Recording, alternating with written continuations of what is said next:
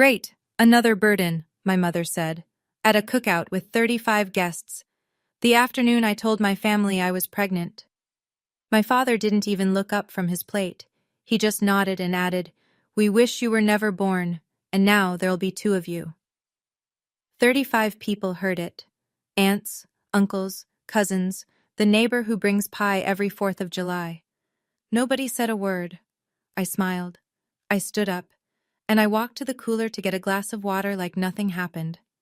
Because what I had set in motion that morning, before I ever drove to their house, was about to dismantle every lie they'd built with my money, my savings, and my silence. They just didn't know it yet. But before I tell you what happened at that cookout, I need to take you back 3 years, to the day my father lost his job and I made the worst financial decision of my life. Before I go on, please take a moment to like and subscribe, but only if you genuinely connect with this story. Drop your location and what time it is where you are right now. I love seeing where you all are tuning in from. I'm Morgan. I'm 29. I'm a nurse practitioner at a small county clinic in Ohio. And this is how I stopped being my family's invisible ATM. Now let me take you back to 3 years ago, the week my father came home from the factory for the last time. The plant on Route 9 shut down on a Tuesday. My father, Earl Calloway, walked through the front door at 2 in the afternoon carrying a cardboard box with a coffee mug and a framed safety certificate. 58 years old, 31 years on the floor, no degree, no severance worth mentioning. My mother called me that night. Not my sister Vivian, me. "Morgan, your father won't file for unemployment. He says it's humiliating. The electric bill is past due and the water's next." I sat at the kitchen table with my husband Ryan. He'd just come off a 12-hour shift pulling wire at a new subdivision. His hands were still dusty. "We can help," Ryan said, "but set a number and a timeline." So I did. $800 a month, 1 year. That was the agreement. In my head, at least, because nobody wrote anything down. I called my mother back. "Ryan and I can send $800 a month until Dad finds something." My father got on the line. His voice was low and tight, the way it gets when pride is doing the talking. "Don't tell anyone. I don't want the family knowing I'm taking money from my daughter." I promised. That was my first mistake. Because a month later, I was on the phone with my Aunt Ruth, my mother's older sister, and she mentioned how relieved she was that Dad's disability settlement had come through. That the family could breathe again. Disability settlement. My father never filed for disability. He never filed for anything. I sat with the phone pressed to my ear and said nothing. $800 a month was supposed to last 1 year. 3 years later, I was still sending it. I set the number. I forgot the timeline. The favoritism wasn't new. It was just the wallpaper of my childhood. So constant, I stopped noticing it. When Vivian graduated college, my parents threw a party. Streamers on the mailbox. A sheet cake from the bakery downtown that said Our Star. 40 people in the backyard. When I finished nursing school 2 years later, top of my cohort, pinning ceremony and everything, my parents forgot. They were 3 towns over helping Vivian look at apartments. My mother texted me that night. "Sorry, honey, Vivian needed us today. We'll celebrate soon." We never did. Then came the weddings. Vivian married Derek Holt. He managed the biggest auto dealership in the county. My father shook Derek's hand at the rehearsal dinner and said, loud enough for the whole table, "Finally, a man in this family who knows how to make real money." I married Ryan Grant 8 months later. Small ceremony. My parents came. At the reception, my father met Ryan for the first time and called him Wire Boy. Not to his face. To my Uncle Frank. But Ryan heard. Ryan didn't say a word. He just squeezed my hand under the table and kept eating. That's who Ryan is. He doesn't fight with words. He builds things. He fixes things. He shows up. But from that night forward, every family dinner, every holiday, every phone call, it was always Vivian. Vivian's promotion. Vivian's new car. Derek's dealership numbers. And Morgan? Morgan's fine. Morgan's busy. Morgan doesn't need anything.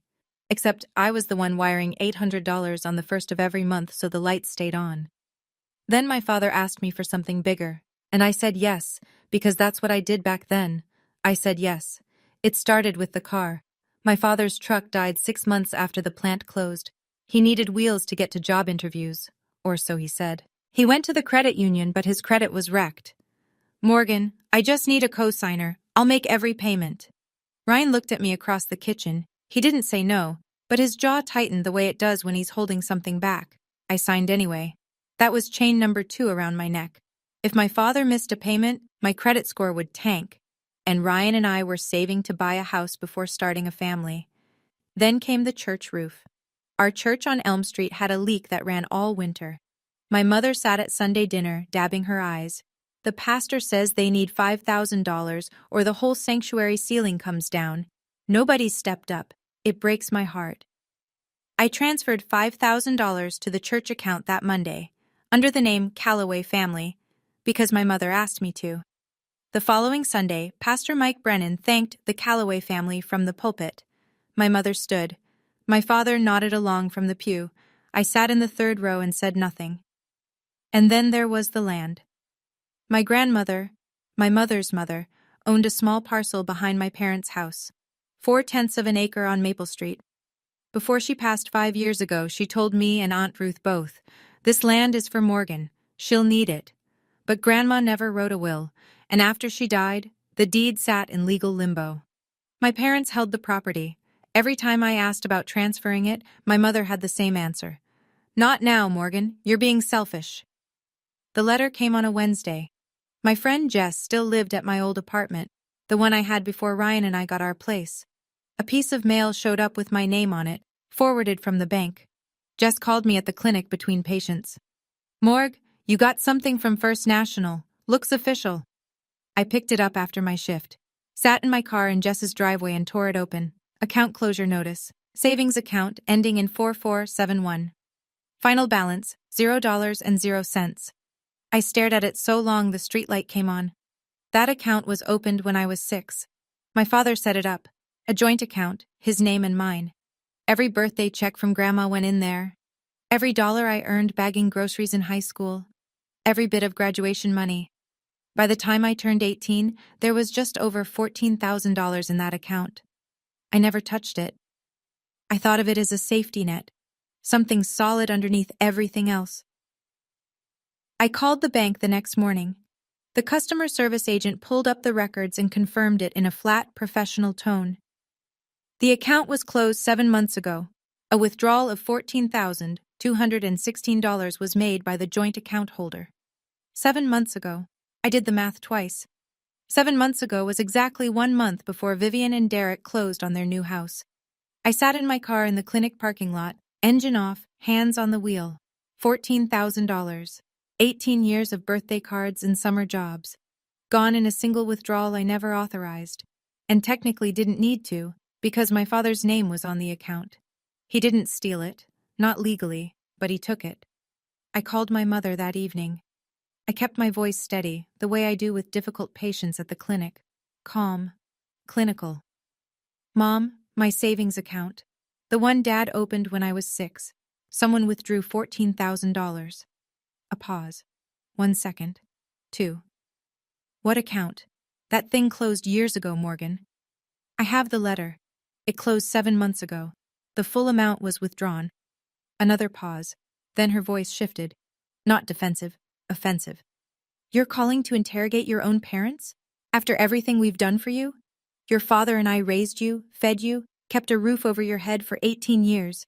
A few $1,000s and you act like we robbed a bank." "It was $14,000, Mom. And how much did it cost to raise you? Do you want me to pull out receipts?" I closed my eyes. I could hear the TV in the background on her end. A game show. Audience clapping. The money went to Vivian's down payment, didn't it? "I don't know what you're talking about. Vivian and Derek saved for that house themselves.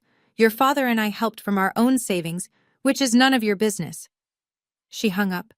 I sat on the edge of my bed. Ryan was in the doorway, arms crossed.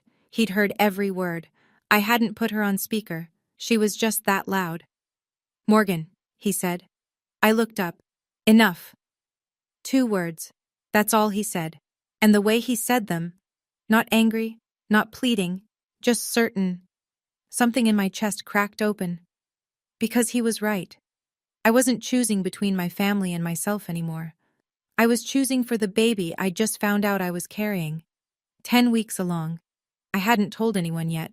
That night, after Ryan fell asleep, I sat at the kitchen table with a notebook and a calculator.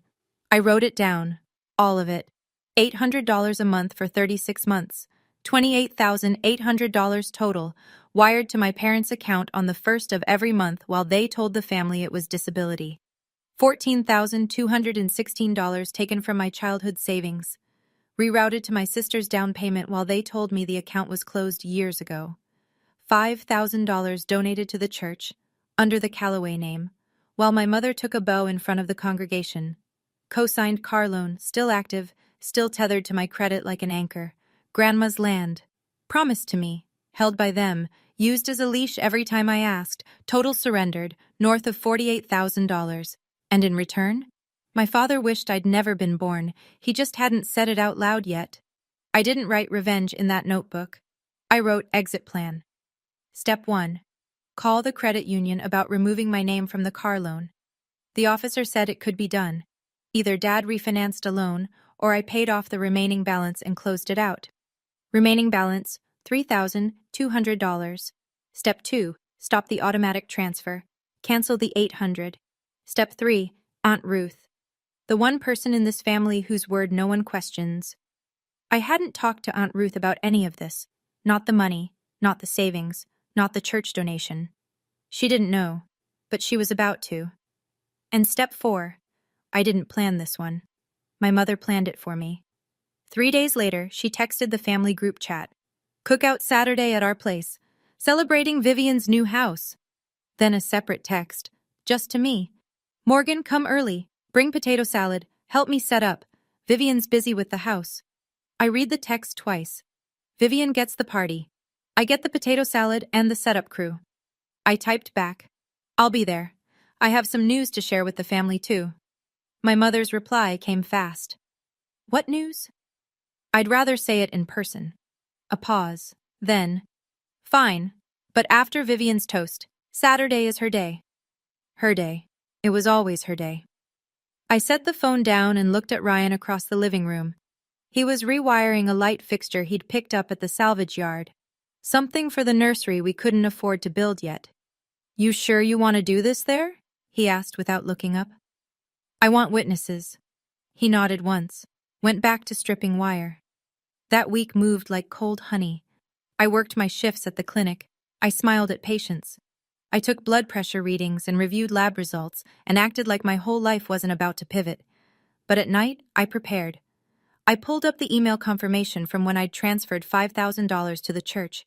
The bank's automated receipt sent to my inbox. Sender, First National Bank. Recipient, Elm Street Community Church. Donor, Morgan Grant. I screenshotted it and saved it to a folder on my phone labeled Receipts.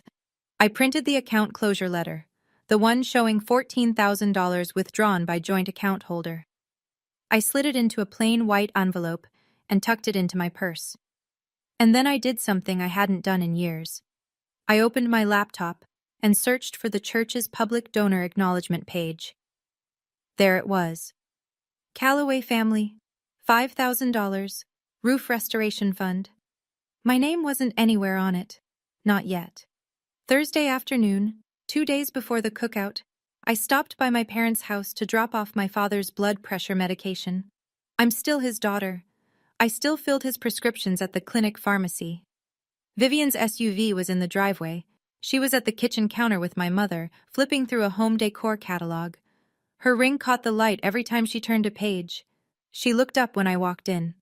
Morgan, perfect timing. Come look at these curtains. I set the pill bottle on the counter. Nice house, Viv. You and Derek must have saved hard. Vivian beamed. Honestly, the down payment was the hardest part. $15,000 total. Mom and Dad helped with 14 of it. We only had to cover the last 1,000 ourselves. She said it like it was the most natural thing in the world. Mom and Dad had 14,000? I kept my voice level. Where'd they get that? Vivian shrugged. Dad said it was from his disability savings. He's been putting money aside since the settlement. Disability savings. The settlement that didn't exist. Funded by money that was mine. My mother was watching me from the stove, Her eyes were careful, measuring. I smiled. That was generous of them. Right? Vivian turned another page. Oh, Mom said Pastor Mike is coming to the cookout Saturday. She wants him to bless the new house. I almost laughed. Pastor Mike, the one person outside this kitchen who knew exactly where that church donation came from, and my mother had invited him herself. That's a nice touch, I said. I'm sure the pastor will have some interesting things to say. My mother's spatula stopped moving, just for a second. Then she went back to stirring. I picked up my purse and left. Friday morning, one day before the cookout. I walked into the credit union on Main Street at 9 sharp. The loan officer, a woman named Pam with reading glasses on a beaded chain, pulled up the account. The vehicle loan under Earl Calloway, you're listed as co-signer. She scrolled through the file. Remaining balance is $3,214. I want to pay it off, today, and remove my name from the loan entirely. Pam looked at me over her glasses. You understand that once paid in full, the lien is released. The vehicle title goes solely to the primary borrower. I understand. And you're sure? I'm sure. Ryan and I had talked about it the night before. $3,000 was the money we'd been putting aside for a crib and changing table and all the things you need when you're about to become parents. We'd figure that part out later. Second-hand, borrowed. It didn't matter. Pay it, Ryan had said. Same way he said everything important. Quiet and final. Buy your freedom. I wrote the check. Pam processed it. She printed a release form and I signed it. Clean signature, steady hand. You're all set, Mrs. Grant. Mr. Calloway will receive notification by mail within 5 to 7 business days. After the cookout. Perfect. I stood to leave, and Pam said something that stopped me at the door. You know, you're the second Calloway in here this month. I turned. What do you mean? She caught herself, shook her head. I'm sorry. I can't discuss other clients' business. I nodded, walked out into the parking lot, sat in my car. The second Calloway this month. My father had been here, recently. For what? I didn't know yet. But I filed it away, right next to the envelope in my purse. Friday evening, I sat on the back porch with my phone and a glass of water. Ryan was inside making dinner, his turn, and he wouldn't let me argue. I dialed Aunt Ruth. She picked up on the second ring. Morgan, it's been too long, sweetheart. Aunt Ruth, I need to tell you something. It's not small.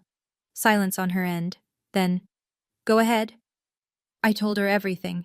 Not fast, not emotional, just the facts laid out in order the way a nurse charts a patient history. The $800 a month for 3 years, the disability lie, the savings account, $14,000, the church roof donation, and my mother taking credit, the co-signed car loan my father held over my head. I could hear Aunt Ruth breathing, steady, like she was measuring each word I said against something she already suspected. When I finished, she was quiet for a long time. Your mother told me your father got a disability settlement. He never filed for disability, Aunt Ruth. He never filed for anything. And the $14,000, that was the account your grandmother started. Yes, ma'am. Another silence. I heard a chair creak, like she was sitting down heavily. What do you want me to do, Morgan? Nothing. I don't want you to do anything. I just need one person in this family to know the truth, in case it matters tomorrow. Tomorrow? The cookout. A pause. When Aunt Ruth spoke again, her voice had changed. Not louder, harder. I'll be at that cookout, Morgan, and I'll be listening. She didn't promise to speak up. She didn't promise to take sides. She just said she'd be there and she'd listen. But anyone who knows Aunt Ruth, retired teacher, 32 years in a classroom, raised 4 kids alone after Uncle Bill passed, knows that when she listens, what comes next shakes the room. Later that night, I opened my laptop and composed an email to Pastor Mike Brennan. I'd known Pastor Mike since I was 12. He baptized me. He married Ryan and me. He was a good man, careful with people's privacy, honest when it counted. I wrote, Pastor Mike, I want to thank you for keeping my donation private all this time, but I'd like to update the church records to reflect the actual donor, Morgan Grant, not the Calloway family. I'll explain when the time is right. Thank you for everything. His reply came within the hour. Faster than I expected from a man who still printed his sermons on paper. Morgan, I've always known. The bank transfer had your name. I respected your wishes. I'll update our records this week, and Linda invited me to the cookout Saturday. I'll see you there. Then a second email, 3 minutes later. One more thing. Linda asked me to publicly thank the Calloway family again at the cookout for the church roof donation. I assume you'd like me to handle that differently now? I typed 2 sentences back. Just tell the truth, Pastor. That's all I've ever wanted. I closed the laptop, walked to the bathroom, splashed cold water on my face, and looked in the mirror. Then I picked up my phone and opened the banking app. The automatic transfer, $800, first of every month, to Earl and Linda Calloway's joint checking, was set to go in 6 days. I pressed cancel. 3 years, 36 payments, $28,800. Done. I didn't cancel out of anger. I canceled because I couldn't keep funding people who would call my child a burden. That's not revenge, that's math. And tomorrow was Saturday. Saturday morning, cookout day. I woke at 6. Ryan was already up. Coffee made, work boots by the door even though he wasn't working today. Old habit. I stood in the kitchen and made the potato salad. Because I'd promised. And because Morgan Calloway, Morgan Grant, keeps her word. Even when nobody else does. Ryan leaned against the counter, watching me dice eggs. We're still going? We're still going, last time. He nodded. Didn't ask what that meant. He already knew. I got dressed. A simple sundress, blue with white flowers, flat sandals, no jewelry except my wedding ring. I didn't do my makeup any differently than a regular Saturday. This wasn't a performance. This was an ending. I slid my phone into my purse, the one with the screenshots saved in a folder labeled Receipts. I tucked the white envelope next to it. The bank's account closure notice, $14,000. Earl Calloway, joint holder. Ryan drove. Neither of us turned on the radio. The road between our apartment and my parents' house is 11 minutes of county highway lined with cornfields and telephone poles. I watched them pass. My hand rested on my stomach. We pulled up at 1:45. A few cars already in the driveway. Uncle Frank's pickup. Aunt Ruth's sedan. She was already here. Good. My mother appeared at the front door before I'd closed the car door. You're late. The tables aren't set up. The cooler needs ice. Come inside. No hello. No how are you, Morgan? Not even a glance at Ryan. I carried the potato salad through the front door and into the kitchen. And there, taped to the refrigerator, was a blown-up photo of Vivian and Derek standing in front of their new house. Gold glitter letters above it. Congratulations. Next to it, nothing. No photo of me, not from nursing school, not from my wedding, not from anything. I set the bowl down and went to work. Okay, hold on. Before I keep going, I want to step outside the story for a second. I know what some of you might be thinking. Why didn't I just stop sending money years ago? And honestly, the car loan, the land, the $800 a month I couldn't just cut off without my dad's credit dragging mine down with it. Sometimes it's not about wanting to stay. It's about untangling yourself first. So here's my question for you. What would you have done when Vivian casually told you the $14,000 down payment came from Dad's disability savings? Knowing the truth? Tell me in the comments. All right, back to the cookout. By 1 o'clock, the backyard was full. 35 people, maybe more. Aunts and uncles I saw twice a year, cousins with kids running through the sprinkler, Mrs. Dalton from 2 doors down carrying her famous cherry pie, the Henderson couple from church. Pastor Mike hadn't arrived yet. My mother had outdone herself. Streamers, balloons, a banner strung between 2 oak trees. Congratulations, Vivian and Derek, new homeowners. There was a folding table lined with casseroles and a cooler full of beer and soda. The grill was going, my father manning it with tongs in one hand, Bud Light in the other. He looked almost happy. I hadn't seen that in 3 years. At 1:30, my mother clinked a fork against her glass and called everyone to attention. My father set down his tongs and stood at the head of the long table. He was wearing his good flannel, the one he saved for church. Today we're here because my daughter Vivian did something her mother and I are real proud of. He raised his can. She bought a home. First one in this family since we got this place 30 years ago. We raised her right, and she made something of herself. He looked at Derek. And this guy right here, heck of a son-in-law. Everyone clapped. Vivian stood, waved like a homecoming queen. Derek shook my father's hand. My mother added, "The Calloway family also donated to the church roof fund this year. It's been a blessed season for us." More clapping, a few amens from the church crowd. I stood near the cooler, holding a plastic cup of lemonade. Ryan was beside me, hands in his pockets. Uncle Frank wandered over. He's my father's younger brother. Quieter, sharper. "How you doing, Morgan? Your folks sure do talk about Vivian a lot." I smiled. "I'm good, Uncle Frank." He studied my face for a second, then nodded and walked back to the table. Not everyone was blind. The toast wound down. People went back to eating. Laughter floated across the yard. Kids chased each other around the oak trees. My mother refilled the chip bowls with the focus of a general running a campaign. I waited. Ryan caught my eye from across the table and gave me one small nod. I set down my cup. I stood up. "I have something to share too, if that's okay." The yard didn't exactly go quiet, but enough people turned. My mother looked up from the chip bowl, mouth pressed thin. "Ryan and I are expecting a baby. I'm 10 weeks along." For about 2 seconds, it was fine. A cousin clapped. Mrs. Henderson said, "Oh, how wonderful." Uncle Frank smiled. Then my mother spoke. "Great. Another burden." She didn't whisper it. She said it at conversation volume, standing right there at the table. "Your sister is buying a house. That's what we're celebrating this month." My father was still at the grill. He didn't even turn around. He just nodded and said, loud enough for the nearest 15 people to hear clearly, "We wish you were never born, and now there'll be 2 of you." The yard went dead silent. I heard the grill sizzle, a kid's sprinkler hissing 20 feet away, a bird somewhere in the oak tree. Aunt Ruth set her glass down on the table, slowly, like she was placing a period at the end of a sentence. Uncle Frank's mouth was open. Mrs. Dalton put her hand over her own.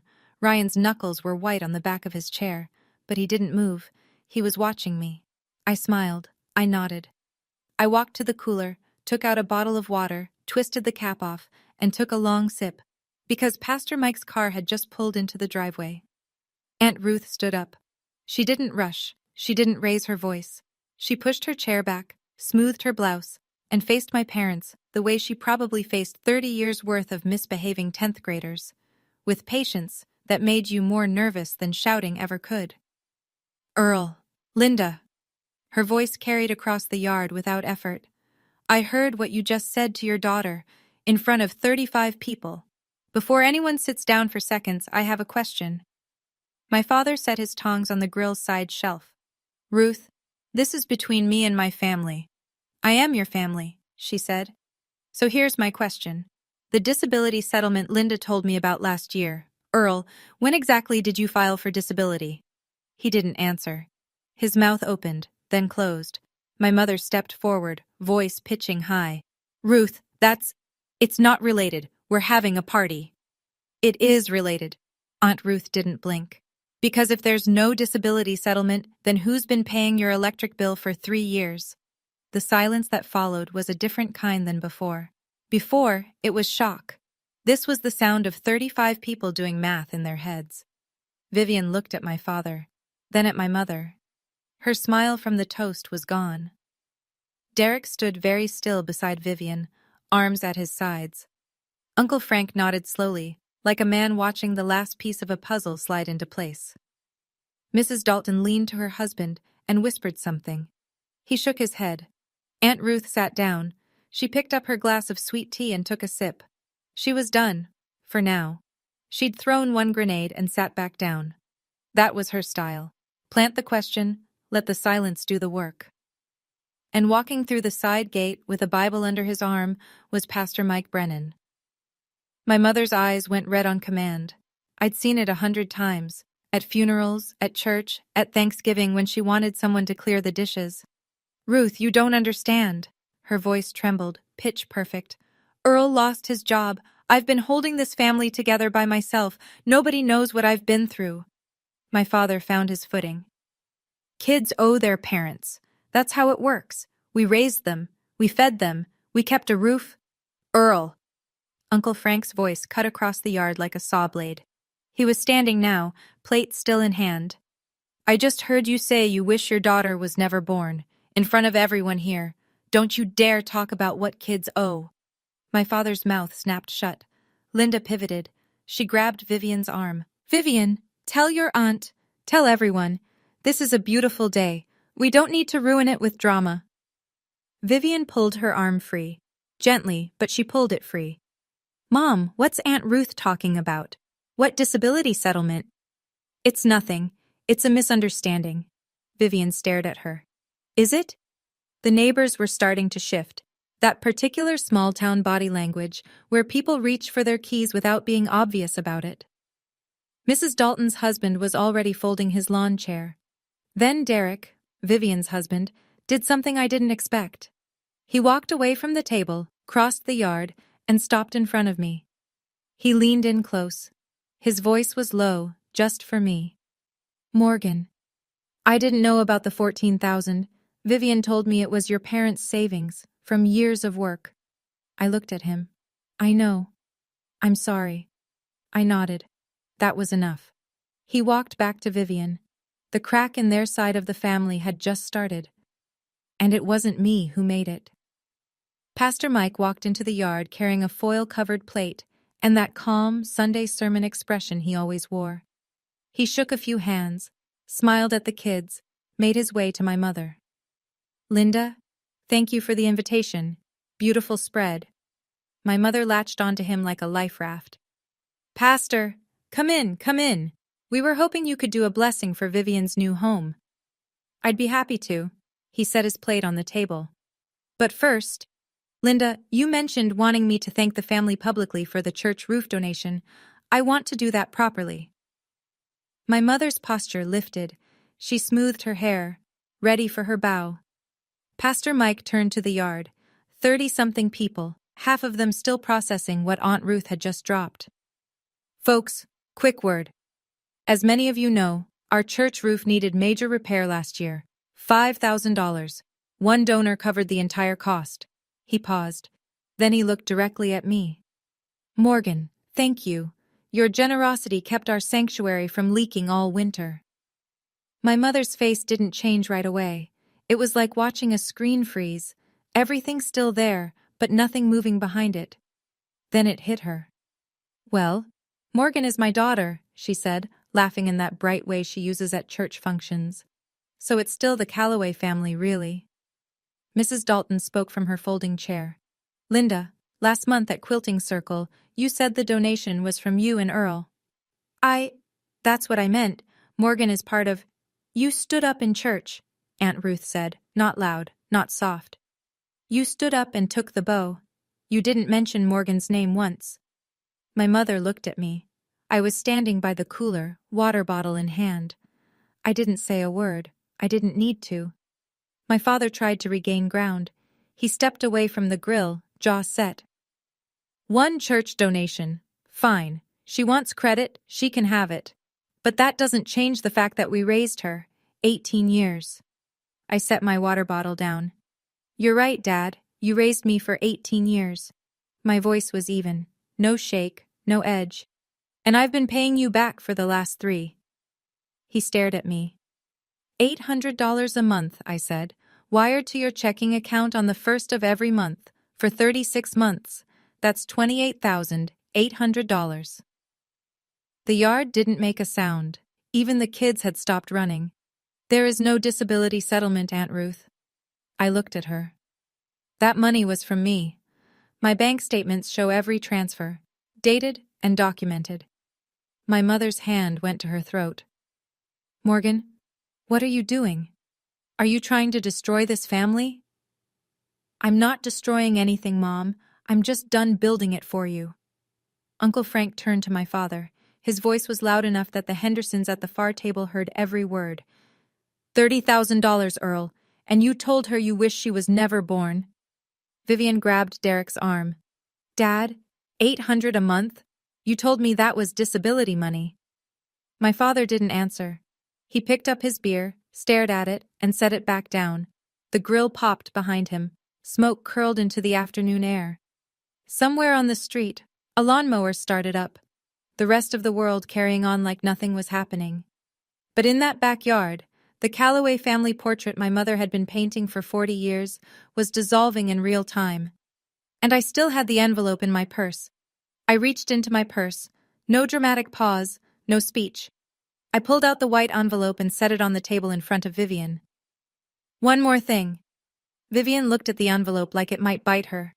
When I was 6 years old, Dad opened a savings account in both our names. Grandma put money in it every birthday. I added to it through high school. By the time I turned 18, there was over $14,000. I looked at my father. 7 months ago, you withdrew every cent. Vivian opened the envelope. She read the bank notice. I watched her lips move as she scanned the final balance line. $0.00. Her face went white. Derek stood up from the table. He looked at my father the way you look at someone who's been lying to you for months. You told us that was your savings, Earl, from years of hard work. My father's chin came up. That account had my name on it. That money was mine. That money was from our mother. Aunt Ruth's voice was iron. From your mother-in-law. From Morgan. I was there when she gave it, Earl. Every single birthday. My mother started crying. Not the controlled kind from earlier. The real kind. The kind that comes when the audience you've been performing for finally sees behind the curtain. Half the guests were on their feet now. The Hendersons had already left. Mrs. Dalton was folding her chair but not leaving. She wanted to see how this ended. Uncle Frank stood with his arms crossed, shaking his head. Vivian set the letter down. Her hand was trembling. Mom, she said, is this true? My mother didn't answer. She just cried harder. That was all the answer anyone needed. I didn't sit down. I didn't need to. This was going to be short. Dad? Mom? I looked at them both.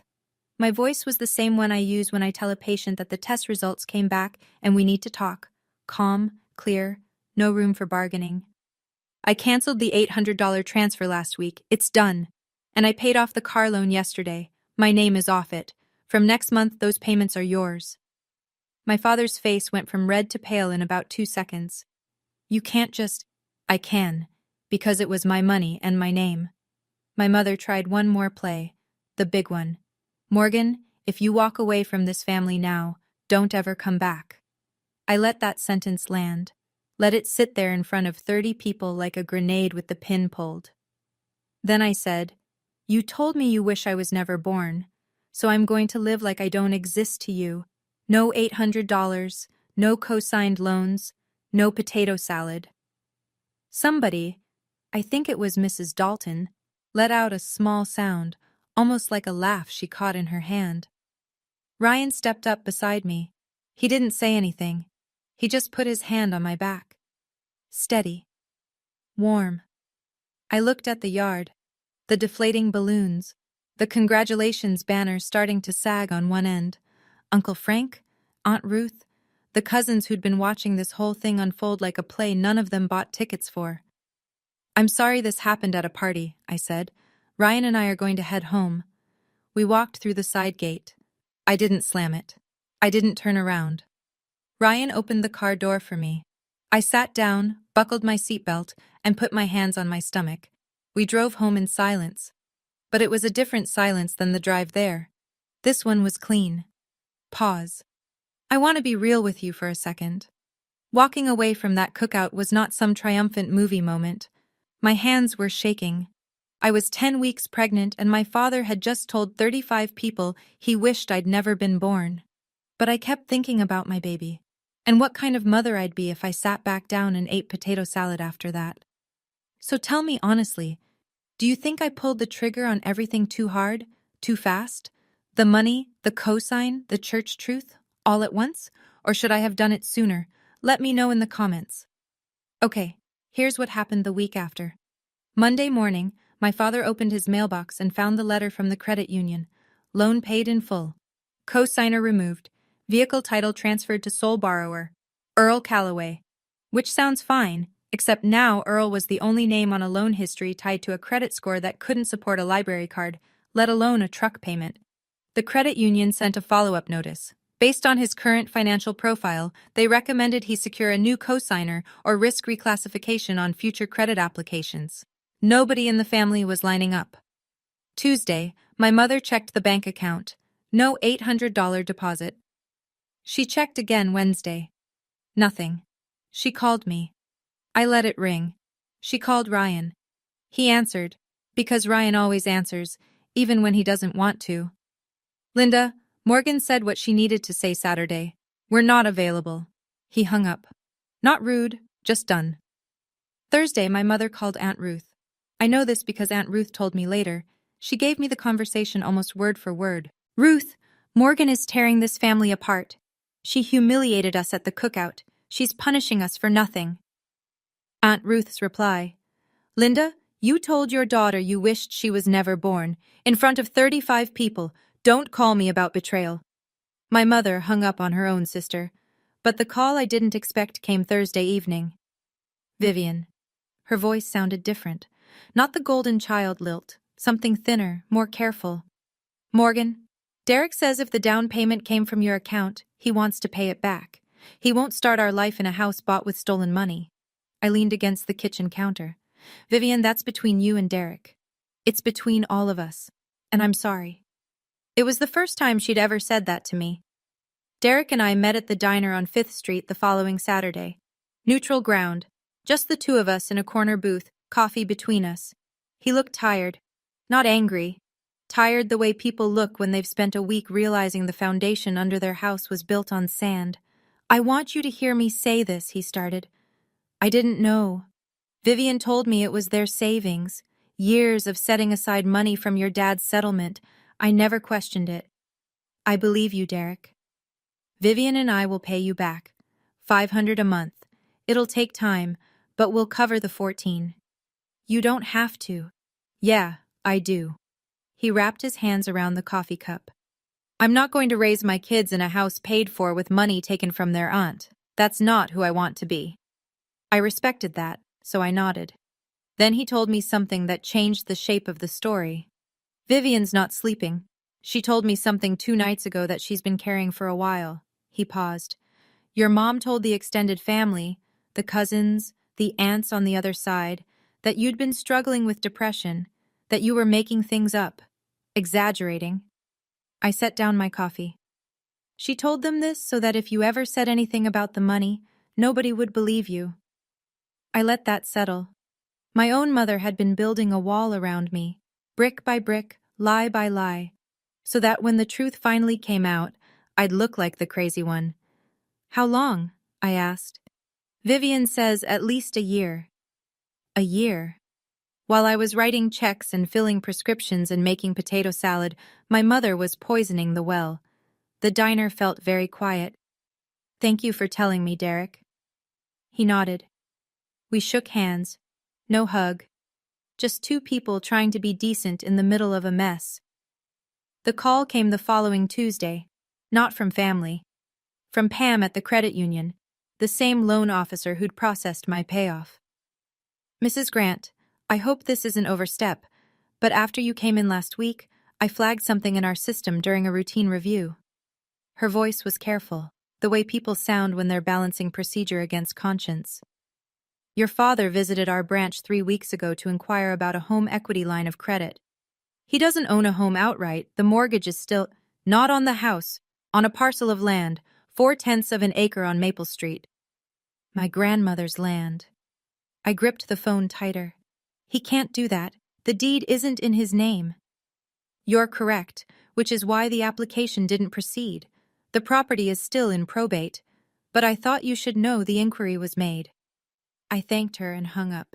Then I sat very still in my car outside the clinic and let it sink in.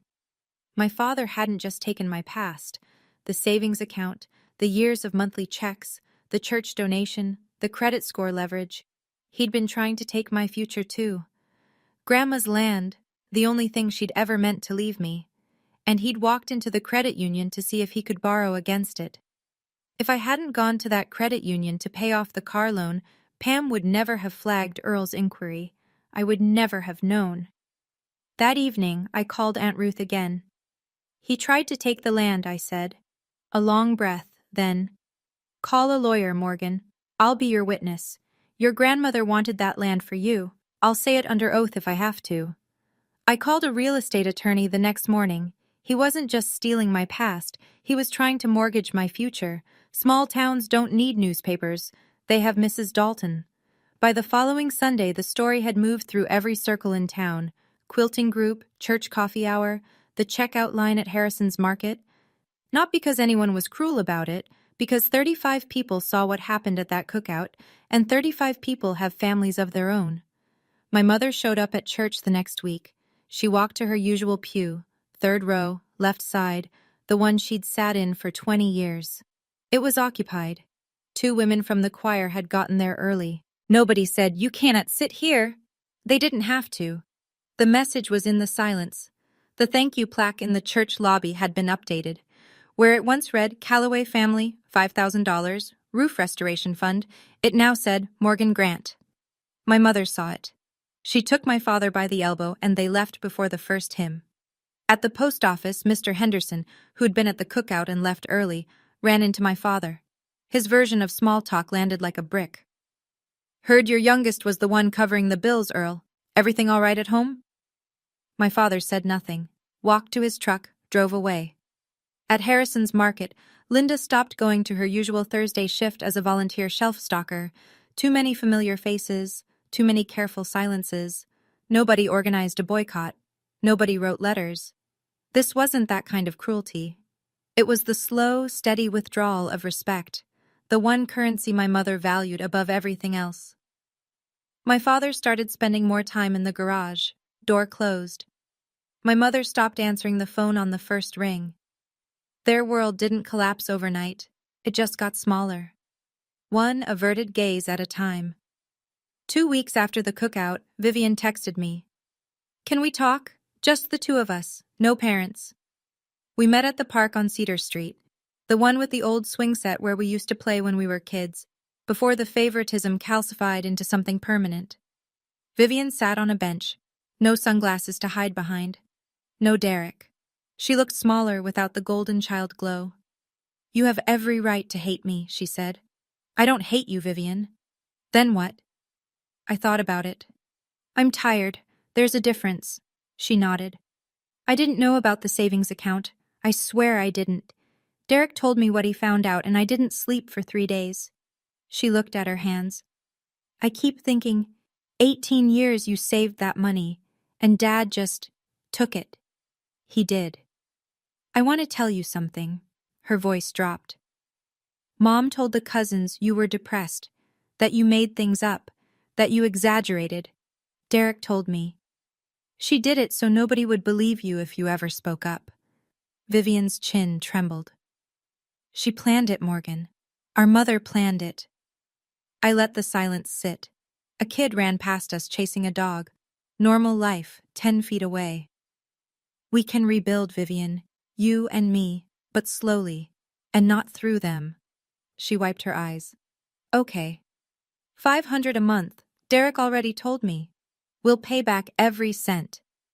I didn't argue. It was my money, always had been.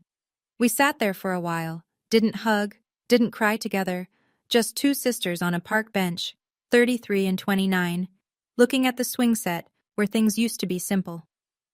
It wasn't forgiveness. Not yet. But it was a door left open. On my terms. The article ran in the County Weekly the same week the leaves started turning. Local electrician Ryan Grant lands contract for new community center. Half a page, with a photo of Ryan shaking hands with the town supervisor. The biggest construction project the township had funded in a decade, and my husband, the man my father called Wire Boy, was the lead contractor.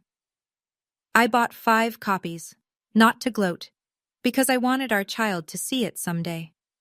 My father read the paper. "I know because Uncle Frank told me," said Earl was sitting on his porch with the paper open to that page, staring at it like he was trying to solve an equation that wouldn't balance. Wire Boy, building the town's community center. While Earl couldn't find a cosigner for his truck. Meanwhile, the attorney Ryan and I hired filed the paperwork to claim Grandma's land through probate court.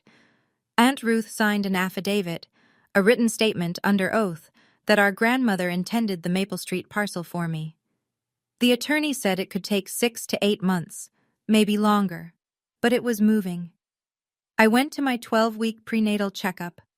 The baby was healthy, strong heartbeat. The ultrasound tech printed me a picture, and I held it in the car for 10 minutes before driving home. The doctor's intake form asked, "Family support system?" I wrote, "Husband, aunt." That was enough. Ryan and I set up the nursery in the second bedroom of our apartment. It was small, barely fit the crib and a dresser. The crib was second-hand from a coworker whose kids had outgrown it. The walls were pale yellow. Ryan installed the overhead light himself. It wasn't the house on Grandma's land, not yet.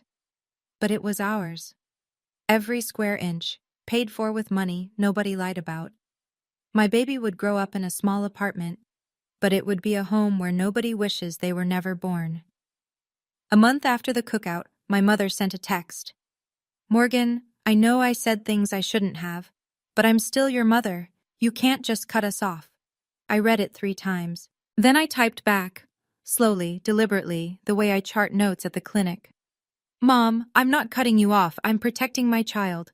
When you and Dad are ready to sit down with a family therapist, I'm willing to talk, but I'm not going back to writing checks and pretending everything is fine." She didn't reply. 3 days later, Ryan's phone rang during dinner. He looked at the screen, then at me. "It's your dad," he answered. I could hear my father's voice through the speaker. Gruff, clipped, the way he talks when he's trying to sound unbothered. "Tell Morgan to call me." Ryan kept his voice level. "Earl, she knows how to reach you. She set a condition. It's up to you now." A pause. Then the line went dead. My father didn't call again. My mother didn't text again. Not that week, not the week after. I'd be lying if I said it didn't hurt. It did. Some nights I'd lie in bed with my hand on my stomach and think about my mother's voice at the cookout, another burden, and wonder if there was a version of this where she was different, where my father was different, where the savings account stayed intact and the land was in my name and nobody had to stand up at a family barbecue and read receipts in front of 35 people. But there wasn't. This was the version I got. I didn't close the door. I put a lock on it. The key was simple. "I'm sorry," and a chair in a therapist's office. They knew where to find both. I'm sitting on our apartment porch as I tell you this. It's early evening, the lights going gold the way it does in October in Ohio. Ryan's inside. I can hear him fitting baseboards in the nursery, tapping them into place with a rubber mallet. I don't tell this story so you'll hate my parents. They're real people. My father lost his job at 58 and never recovered. Not financially, not in his pride, not in the way he sees himself. My mother is terrified of what people think, and she built a whole identity around being the woman whose family had it together. When reality didn't match, she rewrote it, and rewrote me out of the picture. That doesn't make it okay. It makes it human, and it makes it something I had to walk away from. Here's what I learned. And I'm not saying this to preach. I'm saying it because I wish someone had told me 3 years ago before the first wire transfer. Love is not a reason to let someone take everything from you. And silence is not strength. Sometimes silence is just the sound of making yourself smaller so someone else can be comfortable. My baby's going to be born in February. A girl, if the ultrasound is right. She'll grow up in a small apartment with second-hand furniture and a father who comes home with drywall dust in his hair. She won't have a trust fund, she won't have a big family behind her, and not yet. But she'll have something I didn't. She'll have a mother who knows what she's worth, who doesn't apologize for existing. Who set a boundary and held it, not with anger, but with math and truth and a white envelope on a folding table. That's my story, for now. Ryan just opened the door. He's holding a glass of water and giving me that look, the one that says, "Come inside, it's getting cold." So I'll go. Take care of yourselves. Thank you for staying until the end. That means a lot, truly. If this story hit close to home, whether you've been the one writing the checks, or you've been the invisible one at the table, or you're still trying to figure out how to set that boundary, leave me a comment. Tell me, have you ever been the person keeping things running while someone else got the applause? I read every single one. If you haven't already, hit like and subscribe. And if you want another story like this one, I've linked it right in the description. It's a good one. I'll see you there. Take care.